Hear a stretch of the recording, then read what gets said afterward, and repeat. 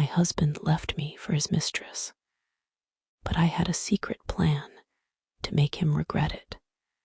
I had always believed that love, the kind we had, could withstand anything. 35 years, we built this life together.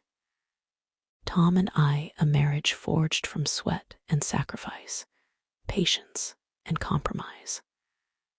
My love for him was constant, unwavering like the tides. And yet, here I was, sitting on the edge of our bed, heart heavy, staring at the empty space beside me where he should have been. For months, I'd sensed something was wrong. A distance growing between us, a chill in the air. Tom, once so present, so warm, had become someone I didn't recognize. He wasn't the man I married, the man I built a life with, and I couldn't understand why. But then, one day, the truth came crashing in. It was a Tuesday. I remember the weather. It was raining, but the kind of rain that feels like the world is sighing, like it's tired. I was in the kitchen, stirring a pot of soup, when Tom walked in. His face was unreadable. There was a strange stiffness in his movements. I didn't even look up at first. "Margaret," he said, his voice strained. But there was something in it, a hesitation, a tremor I couldn't place. I turned slowly, wiping my hands on the towel, and saw him standing there. His shoulders slumped, his gaze avoiding mine. "Tom, what's wrong?" I asked, though I had a sinking feeling that I already knew. My heart was pounding now, a distant drumbeat that I could barely hear over the sound of the rain. He didn't answer right away.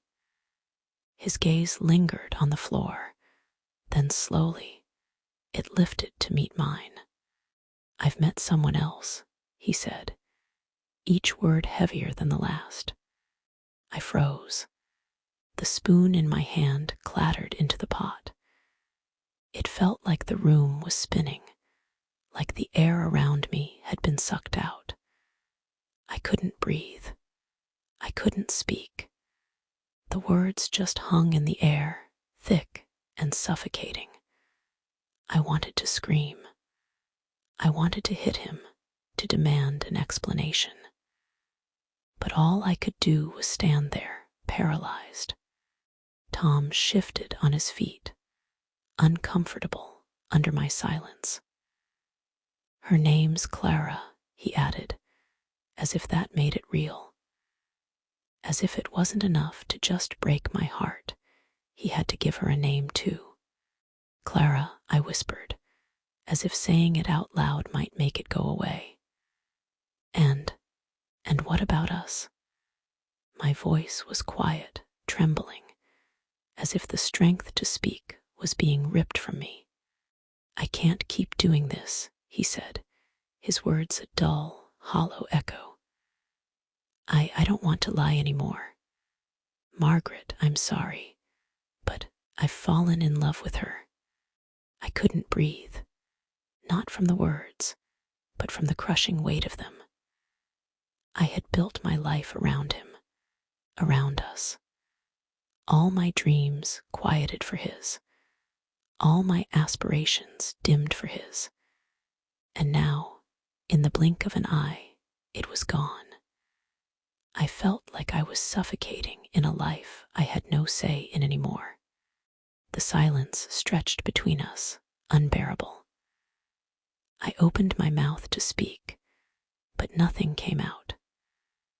I felt like a ghost, standing there, trapped in the shadow of the woman he had chosen over me.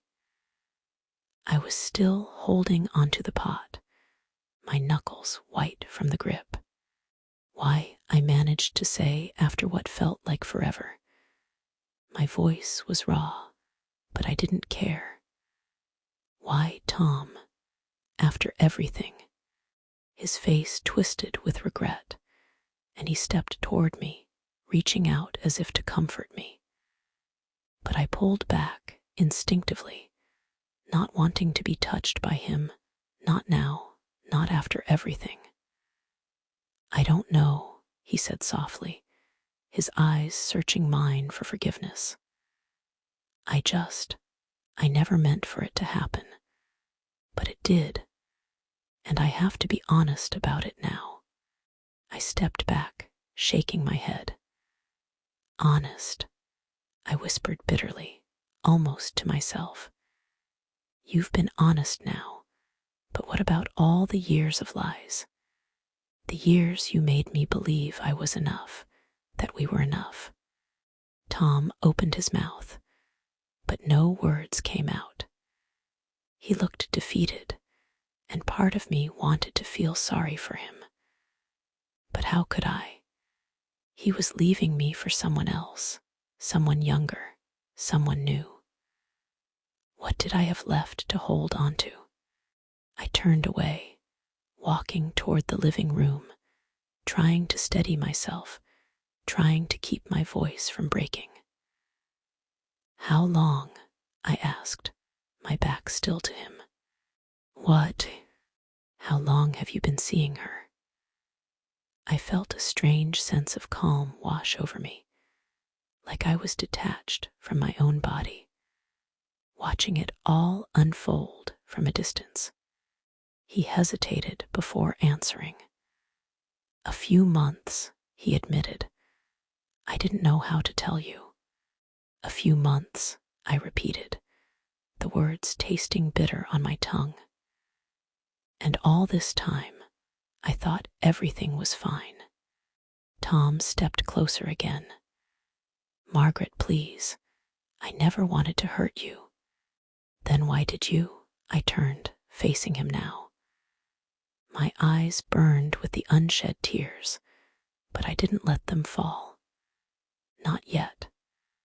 Why did you do this to me, to us?" He didn't answer.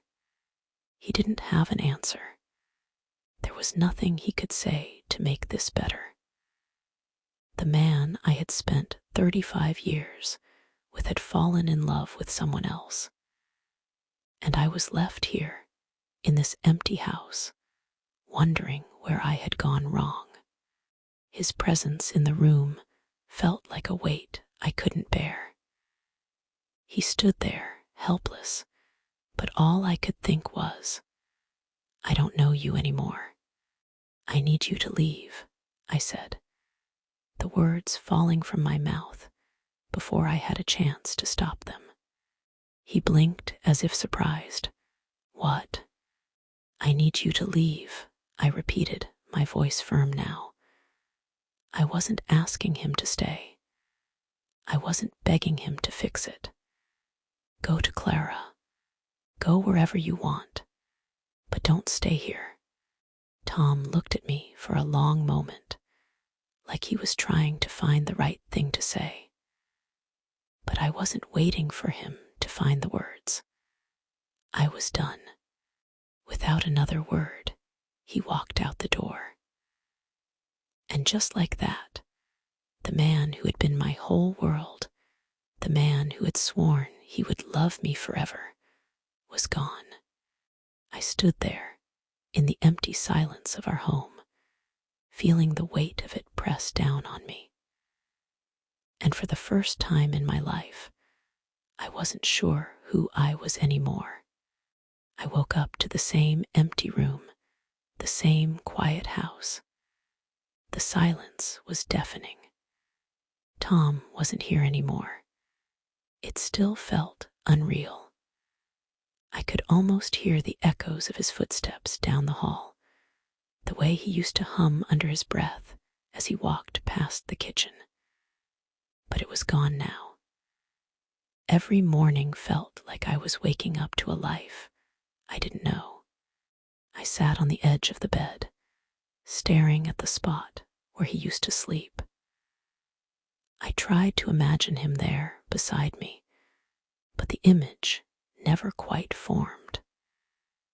It was like he had never been here at all. Maybe that's how he felt about me, like I was just a shadow, something he could leave behind without a second thought. I thought of Sarah and Daniel, my children, grown now, living their own lives. I hadn't heard from Sarah in days, not since the last time she called to say she was too busy with work. Daniel hadn't even called to check on me. He was wrapped up in his own world, I supposed. They had their own lives to live, their own troubles, their own successes. I was just a background character now. The phone rang, and for a split second, I thought it might be one of them. But when I saw the name on the caller ID, I felt a pang of disappointment. It was Elaine. "Margaret, how are you holding up?" she asked, her voice soft but laden with concern. I exhaled slowly, staring at the blank wall across from me. "I'm getting by," I said, but even I could hear the hollow sound in my voice. Elaine sighed. "I wish I could do more, Margaret. I really do. You don't have to go through this alone." "I don't think anyone can help me with this," I muttered. "Tom's gone, and the kids, well, they've got their own lives." There was a long pause, and I could hear the rustle of something on the other end of the line. Maybe she was trying to find the right words, but I didn't want any of them. Not today. "I'm sorry," Elaine said finally, "but you need to start thinking about what's next. You can't stay in this place forever." Her words hit harder than I expected. It wasn't that I didn't know what she meant. It was that I didn't want to hear it. I wanted to stay angry. I wanted to stay in this pit of grief and resentment, because if I moved on, then it would mean admitting I was alone. Completely alone. "I don't know how to move on, Elaine," I said quietly. "I spent my whole life, building a family, raising the kids, supporting Tom. And for what? To watch it all crumble." She was silent for a moment. "I know it feels like that now, but you have a chance, Margaret. You're still here, and you can rebuild." Rebuild. Could I really rebuild? I couldn't even look at my own reflection without feeling like I didn't know who I was anymore. Who was I if I was Tom's wife, Sarah, and Daniel's mother? Was I even worthy of love, of peace, of a future? "I don't know," I said softly, the weight of the words settling into my chest. "I don't know if I have the strength for it." "I think you do," Elaine replied, her voice firm. "You've got more strength than you give yourself credit for. You just have to believe it." I didn't answer her right away. I let her words linger in the air between us, like a promise I wasn't sure I could keep. The days blurred together. I spent my mornings wandering the house, moving from room to room without any real purpose. I'd catch myself staring at the same spots in the kitchen, the same worn path down the hallway where I used to wait for Tom to come home. But he wasn't coming back. He never would. And the thought of that hit me like a cold gust of wind every time it crossed my mind. I kept busy, though, not because I wanted to, but because I didn't know what else to do. I cleaned, I cooked, I read, anything to fill the time. The house felt so quiet, so empty. The silence was suffocating, but I didn't have the energy to fight it. One afternoon, I decided to clean out the closet. Maybe it was some subconscious attempt to purge myself of everything that reminded me of him. I started pulling out old clothes, tossing them into piles, sorting through memories of a life that seemed so distant now. I came across an old sweater of Tom's, a gift I had given him years ago. I held it in my hands for a long time, running my fingers over the fabric. The scent of him was still faint, almost imperceptible, but it was there. And for a moment, it hit me like a tidal wave. The years we spent together, the laughter, the fights, the love, everything.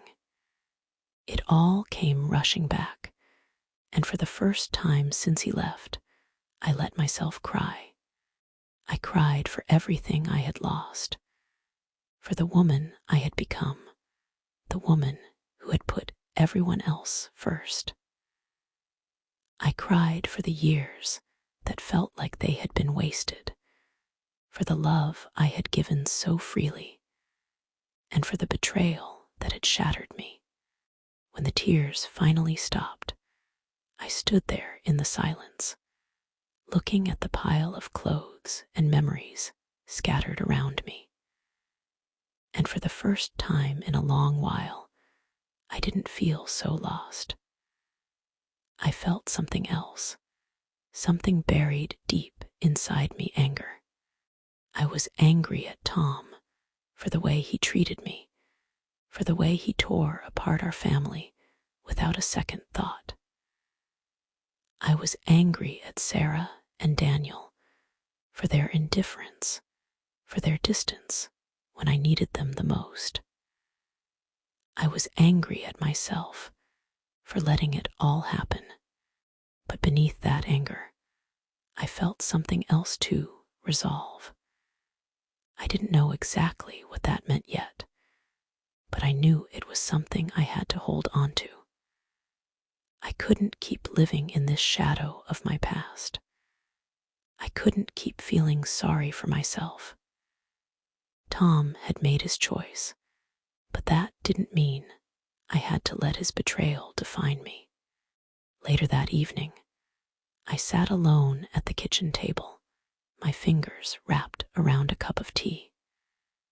The house was still too quiet, but it wasn't suffocating anymore. I wasn't sure if I had the strength to rebuild yet, but I knew I couldn't stay where I was. I couldn't let the sadness consume me. I thought of Elaine's words, "You have a chance." And I knew she was right. Maybe I had to take the first step, even if it was small. I didn't know where I was going, but I knew I couldn't stay stuck here forever. I looked at the phone, and for the first time in days, I made a decision. I dialed Sarah's number. "Hi, Mom," she answered, her voice distracted. "Hey, Sarah," I said, my voice steady, despite the pounding of my heart. "How about we grab lunch tomorrow?" There was a pause on the other end. I could hear her rustling, probably checking her calendar. "Yeah, sure, I'd like that."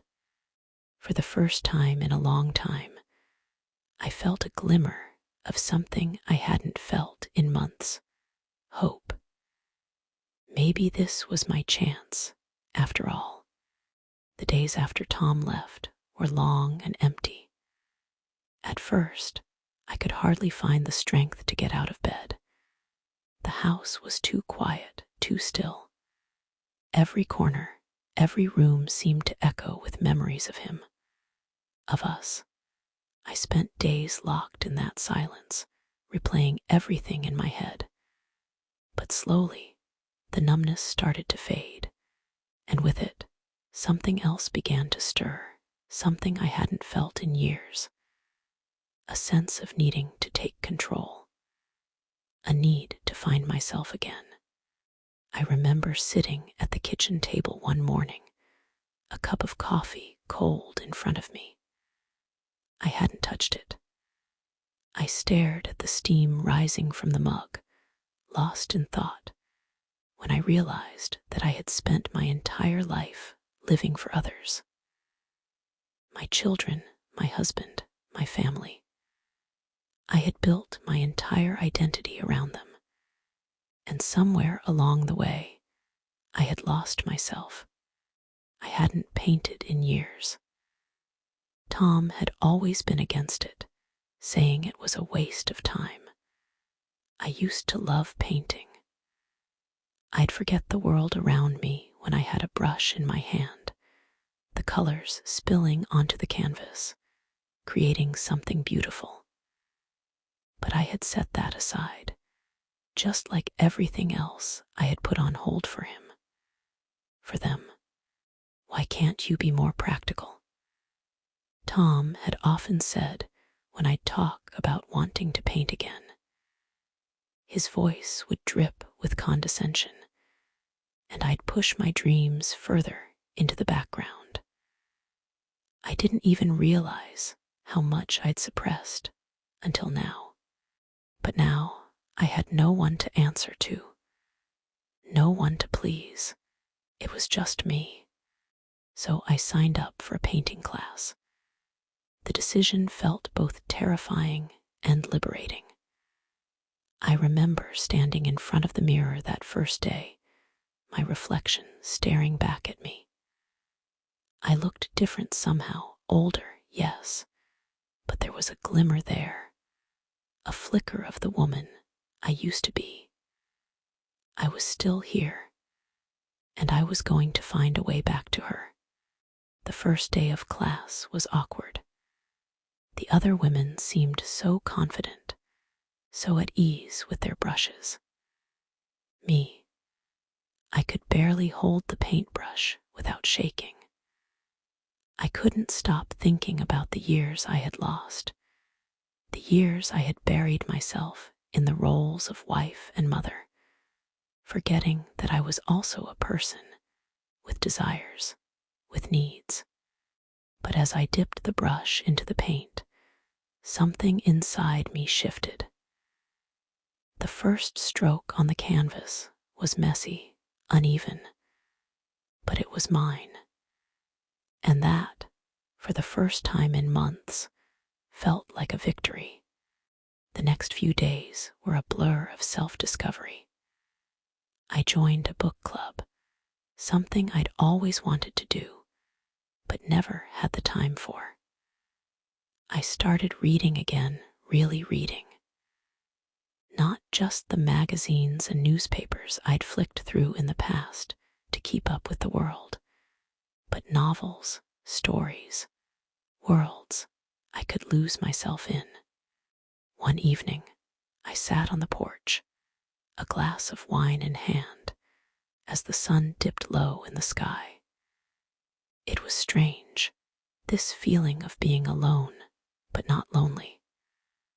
I'd spent so much of my life thinking I needed someone else to feel whole, to feel important. But now, I was beginning to realize that maybe I didn't need anyone's approval. Maybe I had everything I needed right here, inside me. The phone rang, breaking my reverie. It was Elaine. She'd been calling more lately, checking in on me, offering her support. I'd gotten used to her voice, the comfort in her words. "Hey, Margaret, how's the painting class going?" she asked, her tone light but warm. I smiled, even though she couldn't see me. It's going well, better than I expected." Elaine chuckled softly. "I knew you still had it in you. You've always had an artist's soul." I took a deep breath. It feels strange, you know, after everything, like I'm rediscovering parts of myself I'd forgotten. She was quiet for a moment, letting my words settle between us. Then she said something that hit me harder than I expected. You've spent so many years giving yourself to others, Margaret. It's time you start giving to yourself. Her words lingered in the air like a challenge.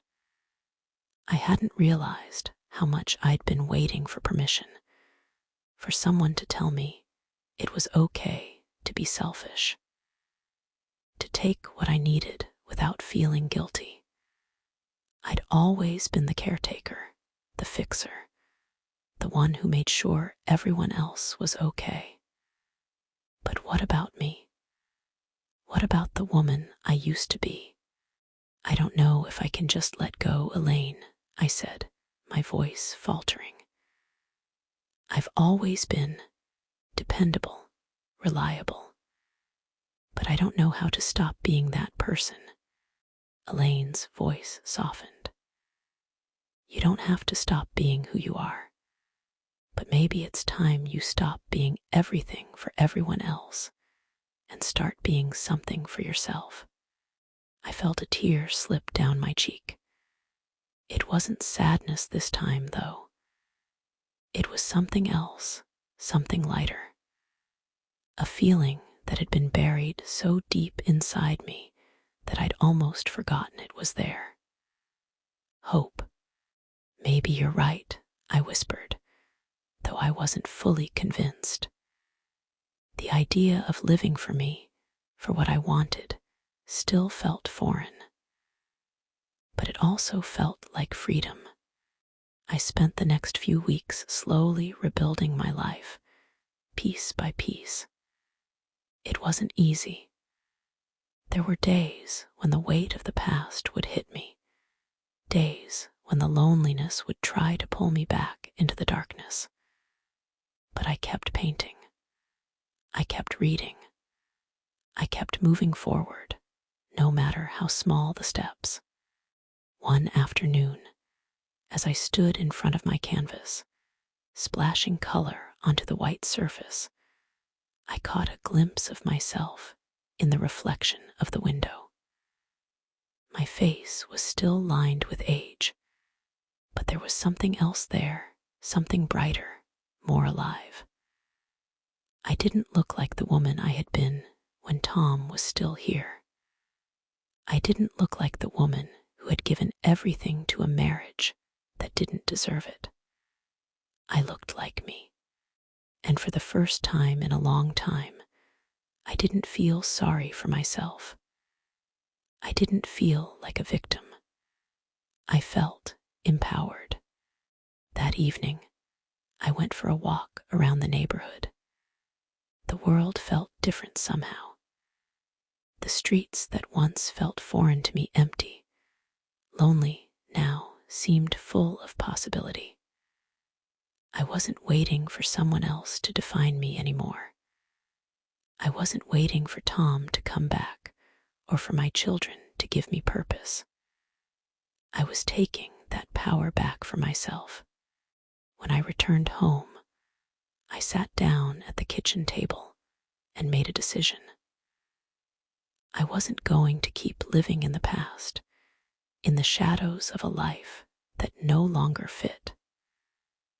I was going to embrace what was ahead of me, no matter how uncertain it seemed.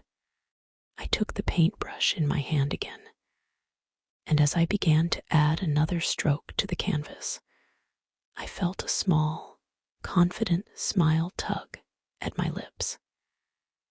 It was time to reclaim my life. It was time to find out who I really was, outside of everything I'd lost. And I was ready for it. For the first time in a long time, I felt like I was living for me. And it was enough. I sat at the kitchen table, the sound of the clock ticking filling the room with an almost suffocating presence. The silence in the house had become a constant companion, but today I didn't mind it. Today I was ready to fill the emptiness with something else. It had been weeks since Tom left, weeks since he shattered everything we had built. My emotions were still a tangled mess: betrayal, anger, confusion. But today, something felt different. I felt calmer. It wasn't that the pain had disappeared, it hadn't. But I was starting to see something beyond it. Something I hadn't allowed myself to see for a long time. I stood up and walked to the window, staring out at the street. The world outside seemed unchanged, but I was. I could feel it in my bones. I wasn't the same woman I had been when Tom left. I wasn't the woman who had silently accepted everything, who had put everyone else's needs before my own. I was something more, something stronger. And it was time I started acting like it. I didn't want revenge. I didn't want to tear him down the way he'd torn me down. That wasn't who I was anymore. But I did want to prove something to myself more than anyone else. I wanted to prove that I could thrive without him, that I could stand tall again, that I didn't need him to define my worth. I thought about the things I used to love, the things that used to make me feel alive. Painting, yes, but there were others too. I had loved to write once, short stories, poetry, anything that let me escape the world and live in my own for a while. I hadn't written in years. Why had I stopped? I didn't know. But I was going to start again. I grabbed my journal from the shelf, the one I'd kept by my bedside for years, but had abandoned after Tom's affair became the focus of my life. I opened it to a blank page and let the pen hover over the paper. I didn't have a plan, didn't know what I was going to write. But as the tip of the pen touched the page, words came spilling out, memories, thoughts, feelings I hadn't been able to express before. The words were raw, honest. It felt like a purge, a way of getting the mess in my mind onto paper. I wrote for hours until my hand ached and the sun had set. It didn't matter that the words were imperfect. It didn't matter that I was just starting again. What mattered was that I was doing it. I was taking control of my life. The next day, I decided to take another step. I hadn't worked in years. Raising the kids, supporting Tom, it had been my focus. But now, there was nothing holding me back. I needed something outside of the house, something to occupy my mind, to prove to myself that I still had something to offer. I went online and searched for part-time jobs. At first, I felt silly. What could a woman my age possibly do that wasn't already covered by someone younger? But then I saw it. A local bookstore was looking for someone to help with inventory and customer service. I hesitated for a moment, but only a moment. I applied. I didn't expect to hear back. But 2 days later, I got the email. They wanted to interview me. I couldn't believe it. It wasn't a dream job, but it didn't matter. It was a start. That evening, as I sat on the porch with a glass of wine in my hand, I thought about the journey I had been on in such a short time. From the woman who had been betrayed to the woman who was finally starting to fight for herself. I didn't know if I was ready to move on fully, to step into the future with confidence. But I knew I was getting there. My phone buzzed, breaking my train of thought. It was Elaine. "How's the job hunt going?" she asked, her voice light and cheerful. I smiled, even though she couldn't see me. "I've applied for a job at a bookstore. They want to interview me." Elaine let out a joyful laugh. "That's fantastic, Margaret. See, you're already making moves." I leaned back in my chair, the cool evening air brushing against my face. It feels good. It feels like I'm finally doing something for myself. There was a pause on the other end, and when she spoke again, her voice softened. "You deserve this, you know. You deserve to be happy again." I closed my eyes, letting the warmth of her words wash over me. I'm starting to believe that. We talked for a little longer, but my mind was already racing with thoughts of the future. What would my life look like now? Who would I be without Tom? I didn't have all the answers, but I was starting to feel something I hadn't felt in years. Hope. The interview went better than I expected. The bookstore manager, a woman named Lisa, seemed kind. She asked about my past work experience, but also about my interests: books, painting, writing. We talked for a while about the things I loved, the things that made me feel like myself. A few days later, I got the call. They offered me the job. It wasn't much, just a few shifts a week, but it was a start. I sat down on the couch after hanging up the phone, a strange feeling bubbling up inside me. I had done it. I had taken the first step toward something new. I wasn't just living for everyone else anymore. I was living for me. That night, I found myself scrolling through old travel magazines. I'd always wanted to visit Europe, see the museums in Paris, walk the streets of Rome. But those dreams had always been pushed aside, first for Tom, then for the kids. But now, I was starting to see that it was never too late. I picked up my phone and called the travel agency.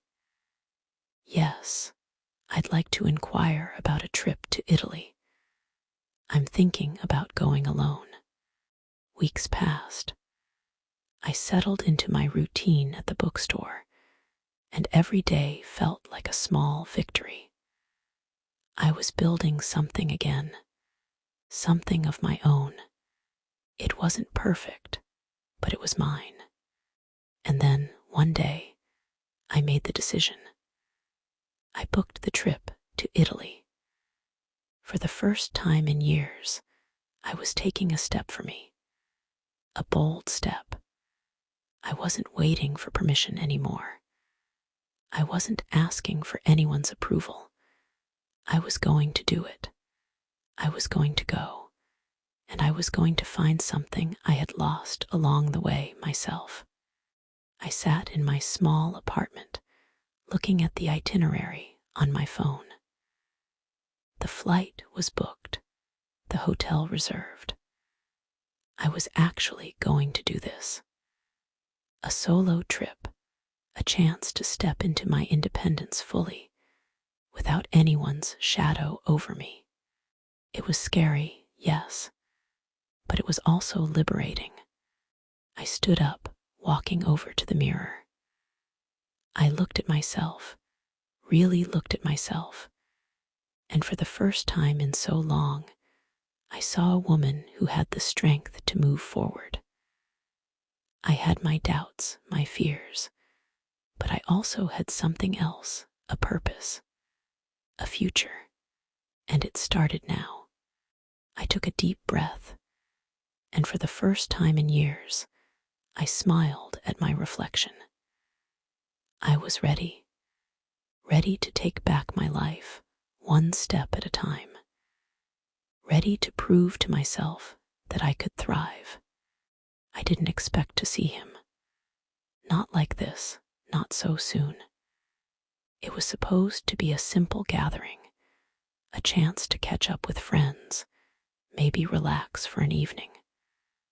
I hadn't seen Tom in months, hadn't even thought about seeing him again. At least, not in a setting like this. But there he was. I froze for a moment, standing just inside the door, watching him as he laughed, too loudly, with a group of people in the corner. His hair, still the same shade of brown, a little graying at the temples now, but he looked fine, not a care in the world. I couldn't even believe it. After everything he had done, everything he had taken from me, here he was, living his life without a hint of remorse. And standing next to him, like she was meant to be there, was Samantha, his mistress, the woman who had torn our world apart, the one he had left me for. Her blonde hair shone under the soft lighting, her smile wide and bright. She looked nothing like me. Younger, more carefree, probably exactly what he wanted. I felt my pulse quicken. It wasn't anger that swelled inside me, not immediately. It was something else, a mixture of sadness and disbelief, something heavy and suffocating. I had moved on, or at least I thought I had. But seeing them together, seeing him, my husband of 35 years, with her stirred something I hadn't expected. I took a deep breath, steadying myself before making my way into the room. I wasn't going to let this throw me. I wasn't going to let him see me fall apart. Not now, not ever again. I walked past the group, hoping to slip by unnoticed. But of course, it wasn't that simple. Margaret, his voice cut through the noise, pulling me back. I stopped, my stomach flipping at the sound of his name coming from his mouth again. After all this time, I turned slowly, trying to keep my composure, to maintain the distance I'd worked so hard to create. Tom was looking at me with an expression I couldn't quite read. Not quite guilt, not quite indifference. Maybe both. "Hey," I said, offering a polite smile. "I didn't expect to see you here." "Yeah, well," he said with a shrug. "It's one of those things. You know how it is." I nodded, but it felt hollow. Like there was nothing between us anymore. No connection, no warmth, just empty words. Samantha stepped forward then, her gaze landing on me with that kind of polished, practiced friendliness that made my skin crawl. "Hi, Margaret. It's so nice to finally meet you. Tom's told me so much about you." I could feel my jaw tighten at her words, but I forced my voice to remain steady. "I'm sure he has," I said, my tone just sharp enough to show I wasn't impressed, but not enough to be outright rude. I wasn't here to start a scene. Samantha smiled brightly, oblivious to the tension that hung thick in the air. "It's funny, you know. We have a lot in common," she continued, clearly enjoying herself.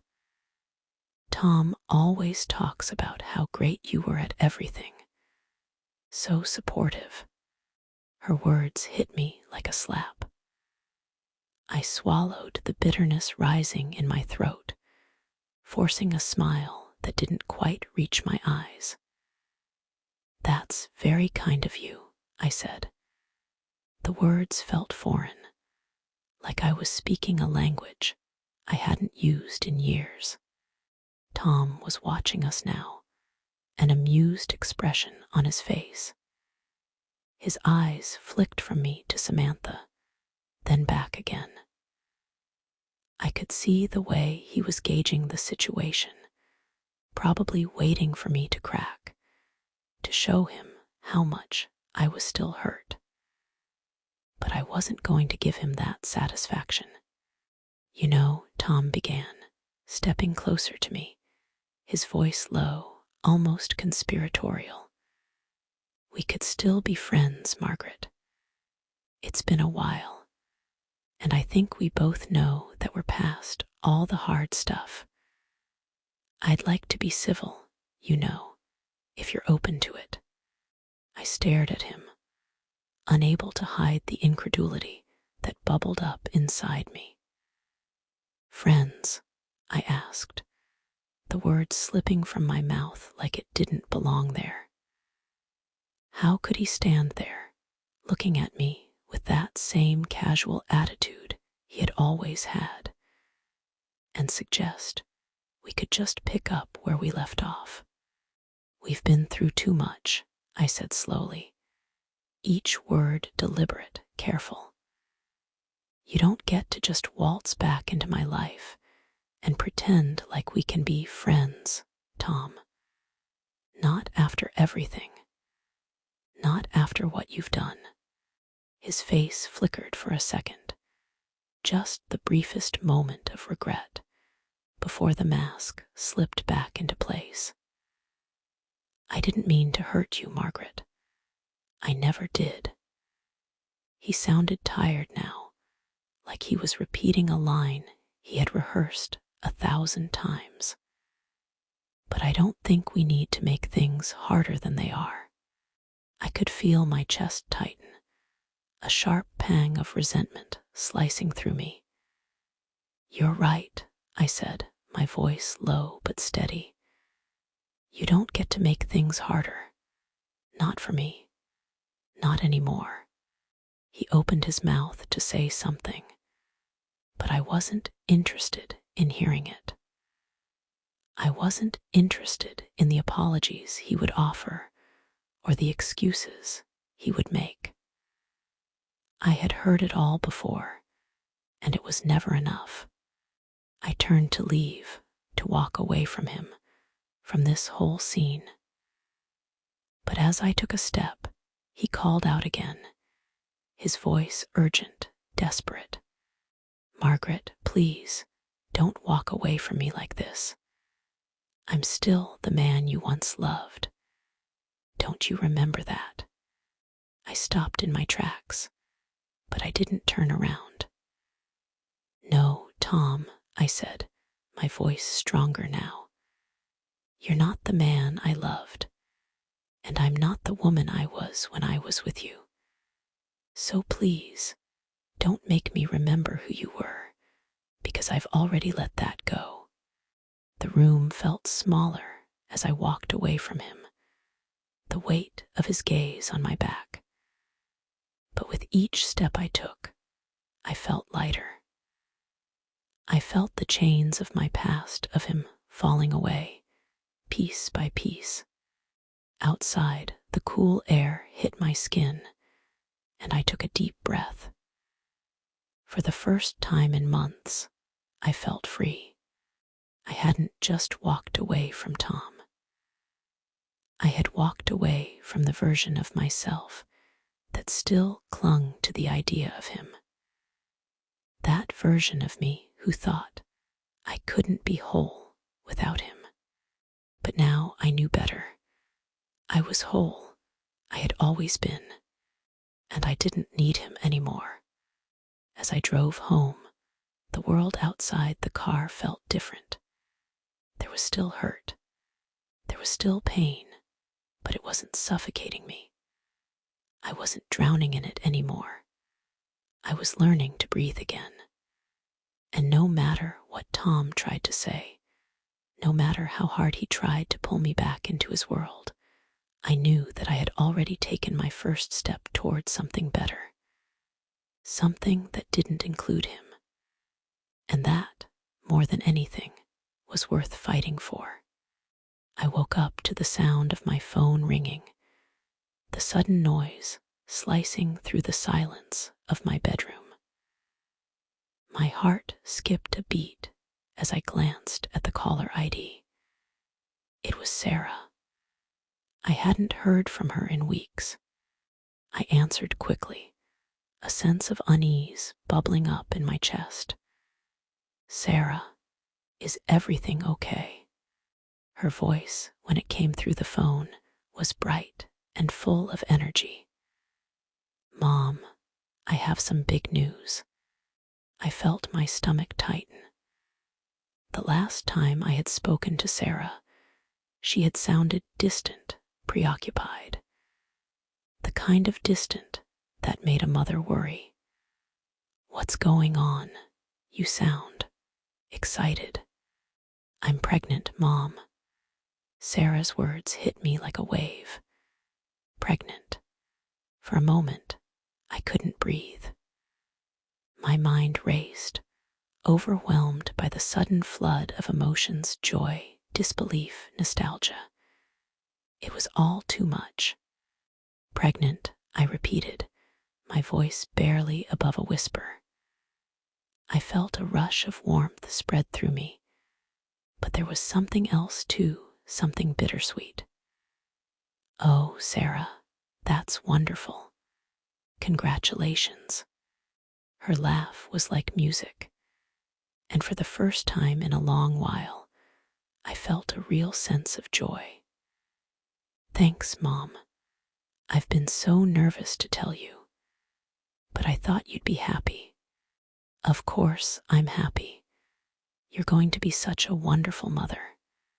You'll be great at it. But as the words left my mouth, something else stirred deep inside me, a pang of nostalgia, a sharp reminder of my own journey as a mother. I thought of those early days when Sarah was just a baby in my arms, when I'd given up everything for her and Daniel.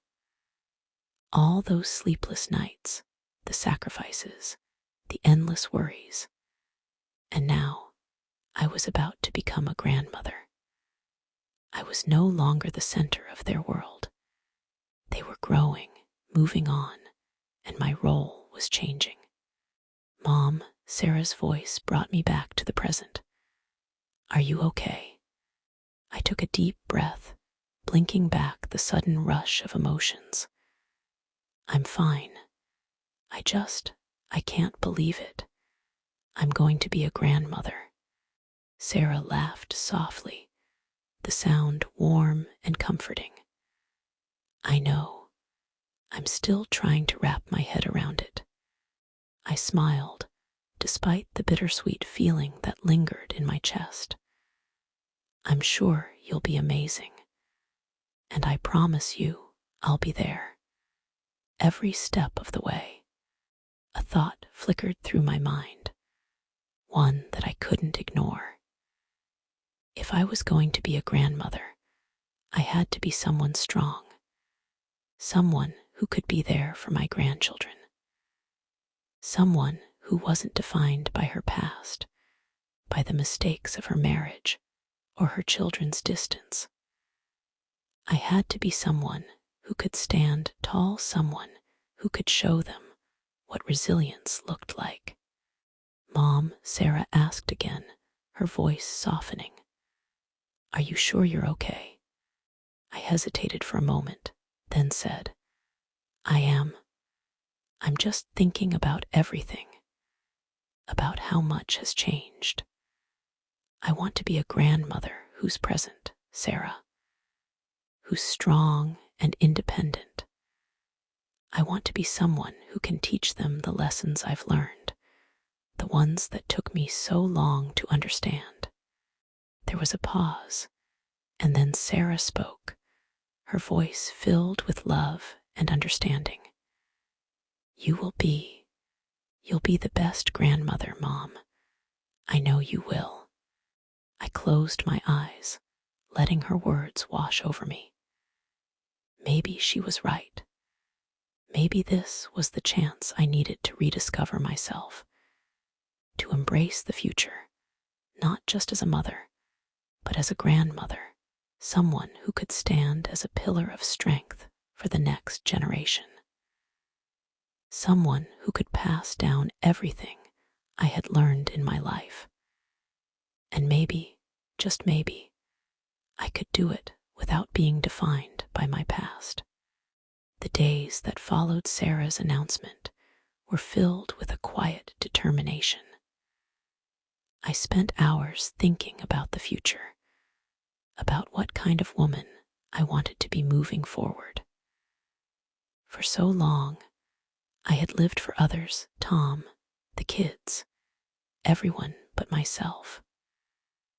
But now, with the news of Sarah's pregnancy, I realized that I had the chance to be more than I had ever been before. I started taking small steps to reclaim my life. I joined a yoga class, something I'd always wanted to try, but never made time for. I started journaling again, writing down my thoughts, my hopes, my dreams. I realized that I had so much to give, so much to offer. And it wasn't just to my children or my family, it was to myself. But it wasn't easy. Old habits die hard. I still found myself waking up in the morning, reaching for my phone, hoping to hear from Sarah or Daniel. But as the days passed, I began to let go of that need.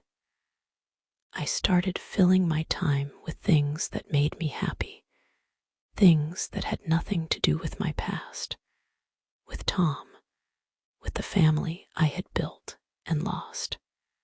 One evening, after a long walk, I sat down at the kitchen table, my journal open in front of me. The quiet of the house felt comfortable now. Not empty, not suffocating, but peaceful. I realized I wasn't waiting for someone else to complete me anymore. I wasn't waiting for approval or validation. I was learning to validate myself. I picked up my pen and began writing. I want to be strong for my grandchildren. I want to be the kind of woman who shows them what it means to live with resilience, to live with purpose. I will be there for them, not just as a grandmother, but as a woman who has lived through hardship and come out the other side. I will be their example. I will be their strength. As I wrote, I felt something inside me shift. It was like the final pieces of a puzzle were clicking into place. I wasn't just going to be a grandmother. I was going to be a matriarch. A woman who had lived, loved, lost, and learned. A woman who was finally ready to take control of her life, to shape her future on her own terms. The next few days were filled with a sense of purpose. I called Sarah and told her that I was going to be there for every moment of her pregnancy. I would be present. I would be the kind of grandmother who was strong, active, and involved. And I made a vow to myself. No more sitting in the shadows of my past. No more allowing Tom's betrayal to define me. I was done living for others. I was going to live for myself now. For my family, yes, but for me too. As I sat in the quiet of my home that evening, reflecting on everything that had brought me to this point, I felt a calmness settle over me. I wasn't angry anymore. I wasn't afraid.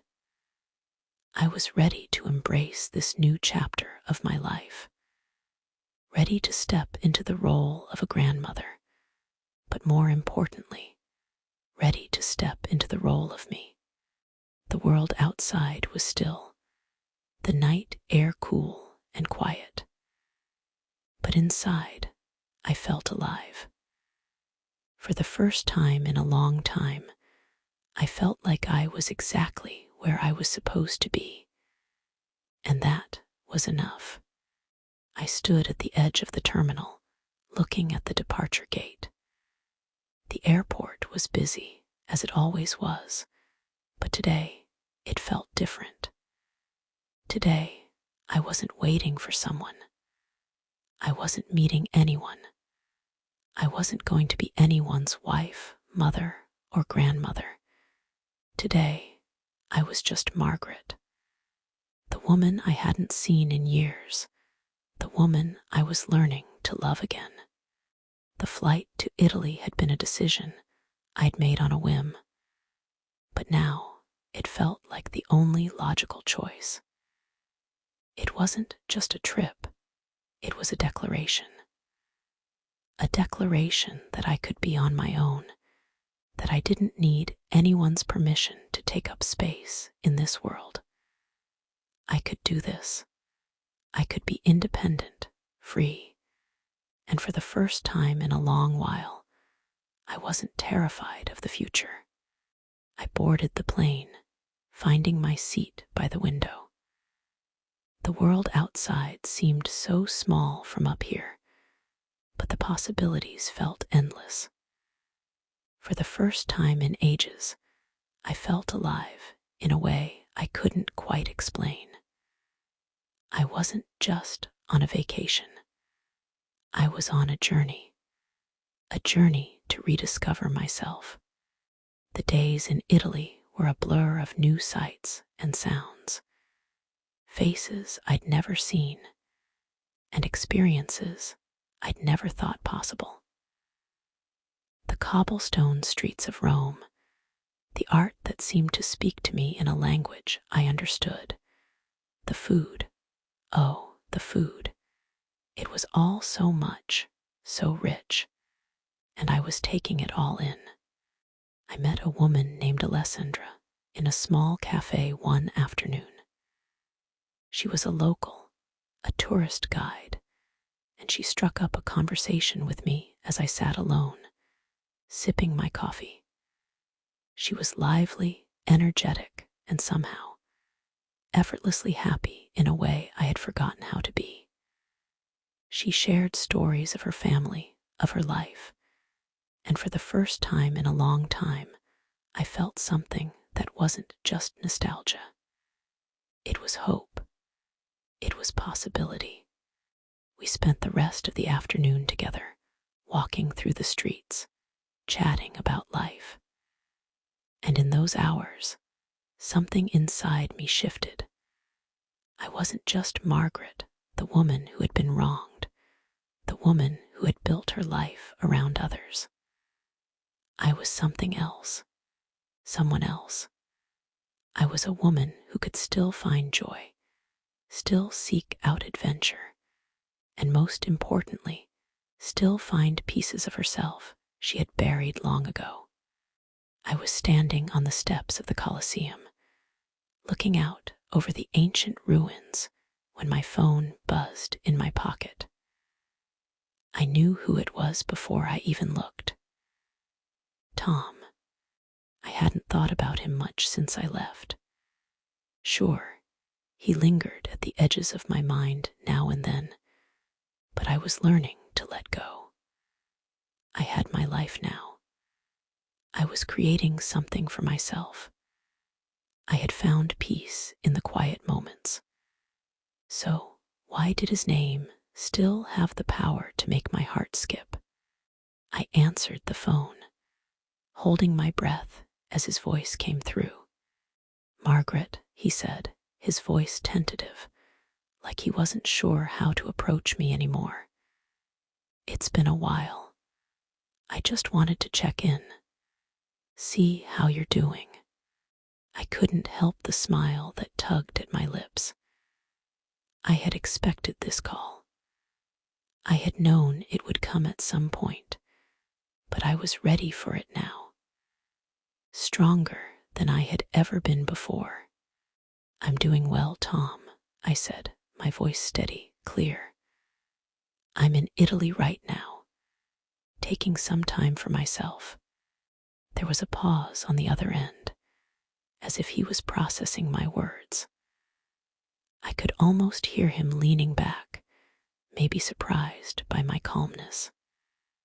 "Italy, huh? You've always wanted to go there. I guess it's good to see you're doing something for yourself." I let the words hang in the air for a moment before responding. "It's been long overdue. I've spent so much of my life living for others, Tom. Now, it's time for me to live for me." I could hear him sigh, and for a moment, I almost felt sorry for him. Almost. "I miss you, Margaret. I really do. I've been thinking a lot about everything that happened.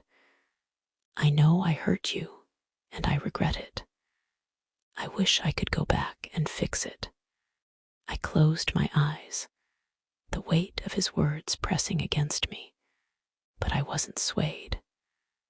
Not anymore. I had fought for so long to let go of the anger, the resentment. And now, standing in the heart of one of the world's oldest cities, I was finally ready to face him with the truth. "I don't need you to fix it, Tom," I said, my voice quiet but firm. "I've already done that for myself. I've moved on. I'm not the same woman you left behind. I've found my own peace, and I'm not going back to the past, no matter how much you regret it." Another long pause. This time, I didn't wait for him to speak. I continued. "You can't undo the past, Tom, but that doesn't mean I have to keep living in it. I've finally found a life outside of you, outside of the hurt and the betrayal. I won't let you pull me back into that. Not anymore." There was a silence on the other end, and I knew he was searching for words, trying to find something that would get him back into my life. But there was nothing left to say. "I understand," he said quietly, but I could hear the sadness in his voice. "I just want you to know I'm sorry, Margaret, for everything." I took a deep breath, exhaling slowly, the weight of years of grief and regret lifting from my chest. "I know, Tom, I know. But this isn't about you anymore. It's about me. And I've learned to live for myself. I'm not going to waste my time looking back, not when I have so much to look forward to." For the first time, I felt no anger, no bitterness, just a calm acceptance. It was over, and it was okay. "I hope you find what you're looking for," he said. And there was something in his voice that almost sounded like respect. "I already have," I replied, before ending the call. As I stood there, the weight of the phone call still lingering in the air, I realized something. I wasn't angry anymore. I wasn't hurt. I had finally let go of the past. And for the first time in years, I was free, truly free. I turned my gaze back to the Colosseum, the ancient ruins standing tall and proud before me. A symbol of resilience. A symbol of everything I had endured and everything I had overcome. And as I stood there, in the midst of all this history, I realized that I was no longer a part of my past. I was writing my own future. With each step I took away from the phone call, away from the remnants of my old life, I felt more alive than I ever had before. I had come to Italy to rediscover myself, but what I had really found was freedom. And that was something I could never lose. I sat in my living room, the familiar smell of my home filling the air. But it wasn't the same anymore. Everything felt different, and yet, in a way, it felt exactly the way it should. The last few months had been a whirlwind Italy self-discovery, a journey I had never expected to take. I had traveled far, not just across countries, but into parts of myself I had long forgotten. And now, as I sat here, the house quiet around me, I felt a sense of calm I hadn't known in years. I wasn't the same woman who had sat here a year ago, devastated and broken. No, I had learned to rebuild piece by piece, moment by moment. I had found strength I never knew I had. I had found me. I heard the doorbell ring, pulling me from my thoughts.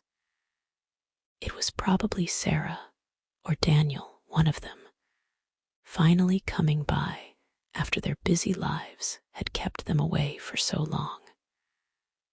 I stood up, smoothing the wrinkles in my shirt, and opened the door. Sarah stood on the other side, her smile warm but guarded.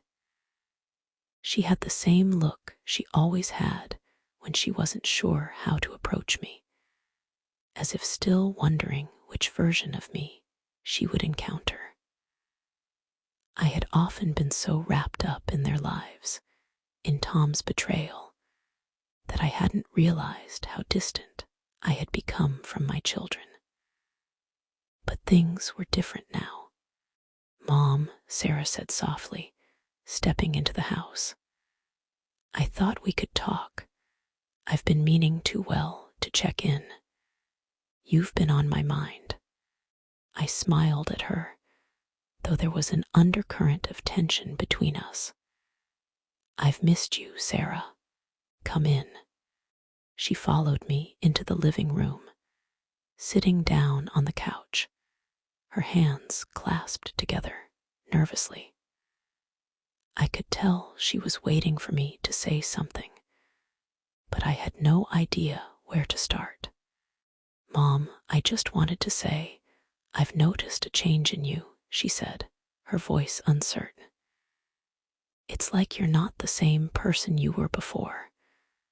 I mean, after everything with Dad, I didn't know what to expect. But I don't know. You seem different now. Stronger."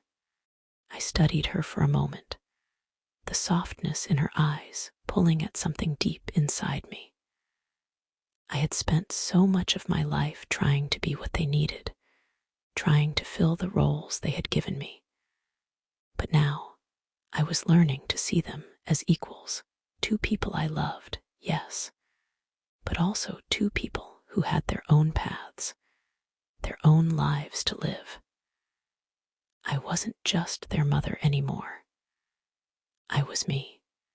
"I am different," I said softly, sitting beside her. "I've learned that it's okay to put myself first. I've spent so many years living for others that I forgot who I was. But I'm finding my way back now. And you're a big part of that." She reached for my hand, squeezing it gently. "I'm glad to hear that, Mom. I've always loved you, but I didn't know how to reach you after everything. After Dad. But I see you now. I see the woman you are becoming. And I'm proud of you." Her words meant more than she could know. I hadn't realized how much I'd needed to hear them, to know that my children saw me, truly saw me, not just as their mother, but as a woman who had been through so much and still found a way to rise. "I'm proud of you too, Sarah," I said, my voice thick with emotion. You've grown into an incredible woman, and I've learned from you, from your strength." Later that week, I found myself sitting at the kitchen table, scrolling through my planner. For the first time in years, I wasn't planning around anyone else's schedule. I wasn't setting aside my dreams for someone else. I was planning for me. I had taken the first steps toward finding my own path again. And now, I was ready to take the next. I called the local community center to ask about volunteer opportunities. I wanted to give back, to be involved in something that wasn't about my past, about the roles I had played. I wanted to make a difference, not just for others, but for myself. I wasn't going to just wait for life to happen. I was going to make it happen. The woman on the other end of the line was kind, and we quickly set up a meeting. I wasn't sure where this new chapter would take me, but I was open to it. I had always put my family first, but now I realized that in order to be the mother and grandmother they needed, I had to take care of myself first. And that meant filling my own cup before trying to fill theirs. As the days went by, I started meeting with new people. I joined a book club, met up with old friends I hadn't seen in years, and began to truly experience the freedom I had once thought was unattainable. I went to art shows, took long walks in the park, and allowed myself to simply be. And I realized that I had been afraid of this freedom, of stepping into my own power. But now, it was the only thing that felt right. A few weeks later, I found myself sitting on the porch, a cup of tea in my hand, watching the sunset. It wasn't anything extraordinary, just the quiet end to another day. But it was everything. It was peace. It was contentment. And it was mine. The phone buzzed in my pocket, and I checked it. A message from Daniel. I hadn't heard from him in days, and I felt a wave of warmth wash over me at the thought of him reaching out. "Hey, Mom, how's everything going? I've been thinking about you a lot. Let's talk soon." I smiled to myself as I typed back. "I'm doing great, Daniel. I'm good. I've been busy, but I'd love to catch up soon. Let me know when you're free." I had no idea what tomorrow would bring, what changes would come next. But for the first time in years, I wasn't afraid. I had spent so much time in the past, holding on to things that weren't mine to carry. But now, I was free. Free to create my own future, free to live on my own terms. The phone buzzed again, and I saw a text from Sarah. "Love you, Mom. You're doing amazing. I'm so proud of you." My heart swelled as I read her words. I wasn't just their mother anymore. I was me. I was enough. I stood up, stretching my arms above my head, feeling the weight of everything I had carried for so long fall away. For the first time in years, I felt light. I was no longer defined by the roles I had been given. I was defined by what I was willing to create for myself. And as the night sky unfolded before me, I knew that this was only the beginning. My life, my future, these were mine to shape. And I was ready. I had found peace. I had found myself. And now the world was waiting.